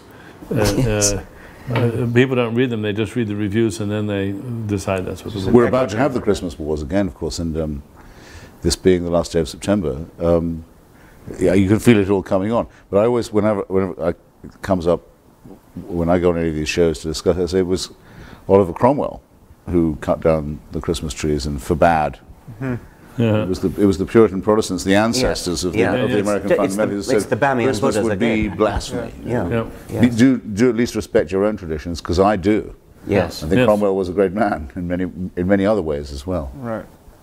This is actually a pagan festival. Well, we were all outed with our Christmas trees last year. Yes, we had our. Did I you have see not the that? slightest problem with Christmas No. trees. I don't know. No, we had our Christmas card with our Yeah. pictures of It's us. a good old Norse booze up, and why the hell not? Well, but it's not just that. I mean, we I have like solstices as much as the next person. we have an annual Christmas carol party where we sing the music and all the music with all the words and not the secular And Christmas why stuff. not? Yes. And it's just glorious stuff. Yeah. That part of the Christian story is fantastic. Yeah. It's just a beautiful tale, and you can love every inch of it. I without believing it. once at lunch was next to the lady who was on our opponent at that debate in London, Rabbi Neuberger. Rabbi Neuberger, and she asked me whether I said grace in New College when I happened to be senior fellow, and I said, of course I say grace, it's a matter of simple courtesy, and she was furious. Oh, really? That I should somehow be so hypocritical as to say grace, and I could only say, well, look, it may mean something to you, but it means absolutely nothing to me. This is a Latin formula which has some history, and I appreciate history. Freddie Eyre, the philosopher, also used to say grace, and what he said was, I won't utter falsehoods, but I have no objection to uttering meaningless statements. Yes. Right, that's right. Yeah. The Wickham professor. Yes. The Wickham logic, professor, yes. yes. Professor was an old friend. Did we answer your question on Islam? I don't know. I think it's... Well, I'll ask a related question. Do you feel there's any burden we have as critics of religion to be even-handed in our criticism of religion, or is it fair to notice that there's a spectrum of religious ideas and commitments, and Islam is on one end of it, and the Amish and the Jains and others are on another, and there are real differences here that we have to take seriously? Well, of course we have to take them seriously, but we don't have to do the network balancing trick all the time. There are plenty of people taking care of pointing out the good stuff and the benign stuff, and we can acknowledge that and then concentrate on the problems. That's what critics do, and again, it's if we were writing books about the pharmaceutical industry, would we have to spend equal time on all the good they do, or could we specialize in the problems? And I think it's very clear. I think Sam's asking more But about... we could criticize Merck if they were especially egregious as opposed to some other company. I mean, if we were focusing on the pharmaceutical industry, not all pharmaceutical businesses would be culpable in the same way. Yeah, right. Well, and so then the question is what? Should we? Is there something wrong with? No, I think you're talking at cross purposes. I think Sam's asking about whether we should be even-handed in criticizing the different religions. You're talking about even-handedness about good versus bad. And, whether all religions are equally bad. Yes, whether Islam is worse than Christianity or it seems to me that we fail to enlist the friends we have on this subject when we balance this. I mean, it's a tactic. It's a media tactic, and in some sense, it's almost an ontological commitment of atheism to say that all faith claims are in some sense equivalent. You know, the media says the Muslims have their extremists, and we have our extremists. We have jihadists in the Middle East, and we have there's an imbalance there. People who kill abortion doctors, and it's just not a real equation. I mean, the mayhem that's going on under the aegis of Islam just cannot be compared to the fact that we have two people who a decade kill abortionists, and so I think my commitment. I mean, this is one of the problems I have with the concept of atheism. Is I just think it hobbles us in this discourse where we have to seem to kind of spread the light of criticism equally in all directions at all moments, and I think we could, on any specific question, have a majority of religious people agree with us. I mean, a majority of people in this country, in the United States, clearly agree that the doctrine of martyrdom in Islam is appalling and not benign and liable to get a lot of people killed and worthy of criticism. Likewise, the doctrine that souls live in petri dishes. Even Christians, even 70% of Americans don't want to believe that in light of the promise of stem cell research. So it seems to me once we focus on particulars, we have a real strength of numbers, and yet when we stand back from the ramparts of atheism and say it's all bogus, we lose 90% of our neighbors. Well, I'm sure that's right. On the other hand, my concern is actually not so much with the evils of religion as whether it's true. And I really do. I mean, I care passionately about that. The fact of the matter is there, as a matter of fact, a supernatural creator in this universe, and I really care about that. And so, although I also care about the evils of religion, I'm prepared to be even-handed because they all make this claim, which seems to me equally. I would never give up the claim that all religions are equally false. And for that reason, because they're false by preferring faith to reason, latently at least equally dangerous. But equally false, but surely not quite equally dangerous because of... No, latently I think so. Because latently maybe. Because of the surrender of the mind. The surrender of the mind, the eagerness to discard the only thing that we've got that makes us higher primates, the faculty of reason. That's always deadly. And always, I'm not sure. I think it's potentially the Amish can't hurt me, but they can sure hurt the people who live in their community. They have a little totalitarian. But not quite in the same way. The Dalai Lama claims to be a god king of hereditary monarchy and inherited godliness. It's the most repulsive possible idea, and he runs a crummy little dictatorship in Dharamsala. Right. And it would be worse, and praises the Indian nuclear tests, it would be worse. It's only limited by his own limited scope. But if you added the same evil jihad to that, you would be more concerned. Well, look, every time I've ever debated with Islamists, they've all said, you've just offended 1 billion Muslims, as if they spoke for them. Right. As if there's a definite threat to this, a menace, a military tone to what they say. In other words, if they'd said, you've just offended me as a Muslim, it doesn't sound quite the same, does it? If they were the only one who believed in the Prophet Muhammad. No, it's 1 billion. And by the way, what's implied in that is watch out. Right. I don't care. If it was only one person who believed that the Prophet Muhammad had been given dictation by the Archangel Gabriel, I'd still say what I was saying. Right, but you wouldn't lay awake And it would be just as dangerous that they believed that, yes. It would, because it could spread. The belief could become more general. It has, in the case of Islam, it has spread and is spreading, and so its danger is not only potential but actual. Yeah. I can see no contradiction. Yes, but over space and time, I think it's tremendously evens out. I mean, I didn't expect, I'm sure neither did you, in the 60s that there would be such a threat from Jewish fundamentalism. Relatively small numbers, but in a very important place, strategic place, and deciding to try and bring on the Messiah by stealing other people's land and trying to bring on the end. Yeah, it's numerically it's extremely small, right? But the consequences that it's had have been absolutely calamitous. And we didn't used to think actually of Judaism as a threat in that way at all, until the Zionist movement annexed the Messianic, or fused with it, because the Messianists didn't used to be Zionists, as you know. So you never know when it's going to be next. I agree. I'm not likely to have my throat cut at the supermarket by a Quaker. Yes. But the Quakers do a lot of the work by saying we preach non-resistance to evil. Right. That's as wicked a position as you could possibly hold. Given the right context. I mean, what could be more revolting than that? Yeah. Say, you see evil and violence and cruelty and you don't fight it. Yeah, they're free riders. Yeah.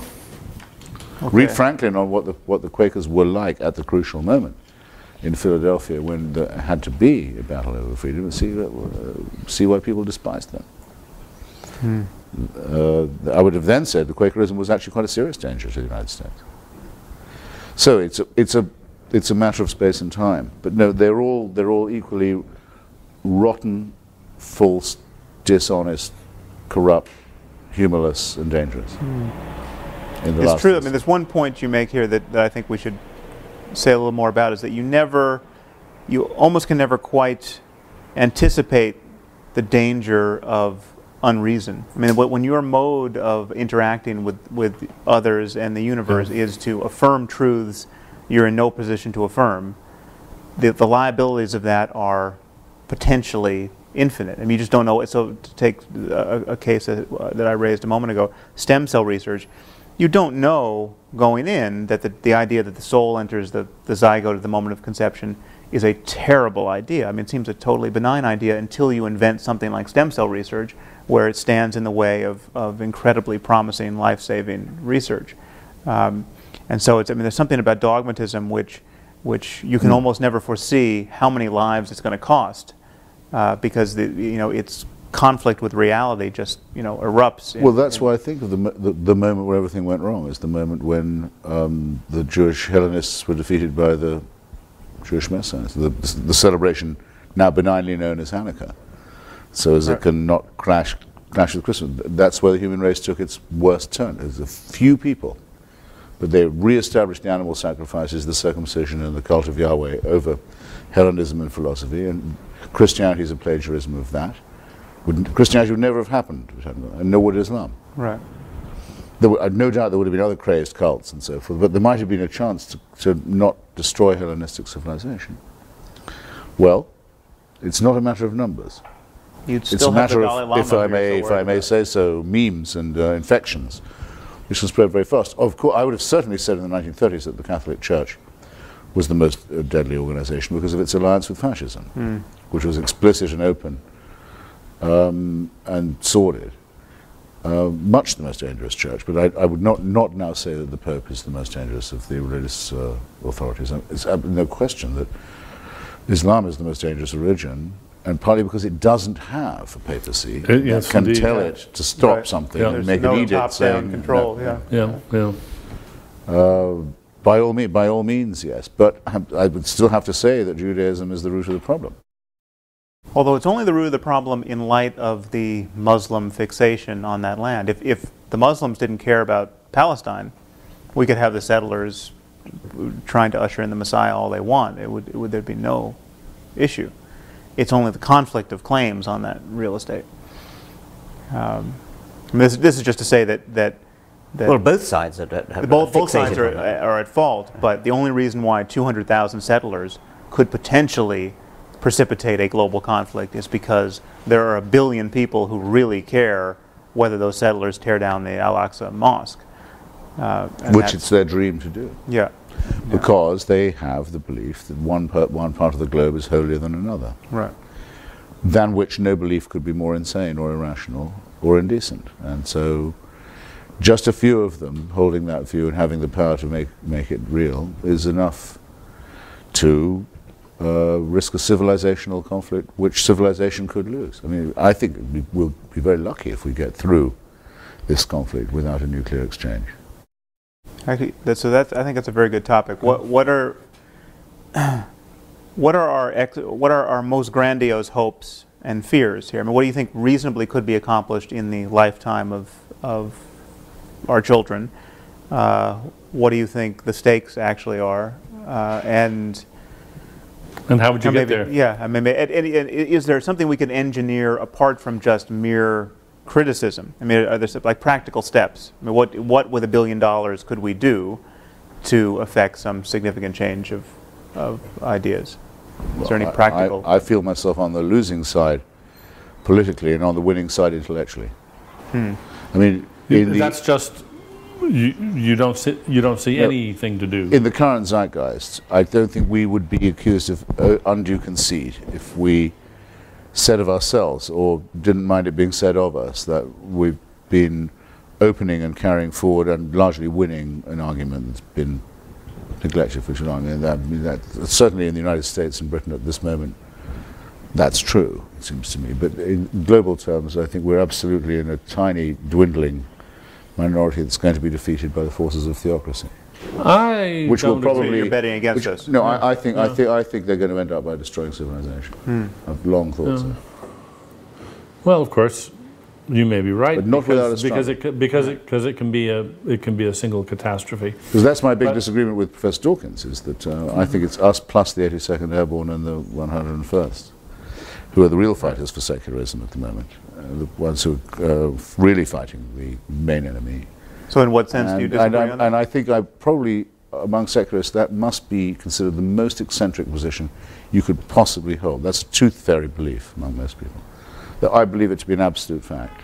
It is only because of the willingness of the United States to combat and confront theocracy that we have a chance of beating it.